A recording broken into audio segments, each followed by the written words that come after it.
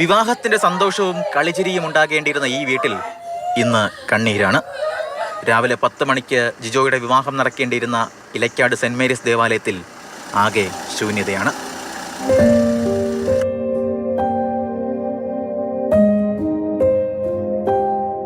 ഇന്നലെ എന്നെ വൈകുന്നേരം വിളിക്കാൻ കൂടി ചെയ്തതാണ്. അപ്പോൾ ഞാൻ പറഞ്ഞു ഞാൻ ഇച്ചിരി തിരക്കാം, ഞാൻ വൈകിട്ട് കല്യാണത്തിന് ഫംഗ്ഷന് ഞാൻ വന്നേക്കാമെന്ന് പറഞ്ഞു. ഒരു മോശപ്പെട്ട രീതി നമ്മളോട് ഇന്നുവരെ സംസാരിച്ചിട്ടില്ല. ഒരു നല്ലൊരു സുഹൃത്തായിരുന്നു. അപ്പം ആളുടെ വിയോഗം ഒരു താങ്ങാവുന്നതിനപ്പുറമാണ്. ഇന്നലെ രാത്രി 10 മണിക്ക് MC റോഡിൽ കാളികാവ് ഭാഗത്ത് വെച്ചുണ്ടായ വാഹനാപകടത്തിലാണ് ജിജോ മരണപ്പെട്ടത്. വിവാഹത്തിനാവശ്യമായ സാധനങ്ങൾ വാങ്ങാൻ സുഹൃത്തിനൊപ്പം ബൈക്കിൽ പോകുമ്പോഴായിരുന്നു അപകടം.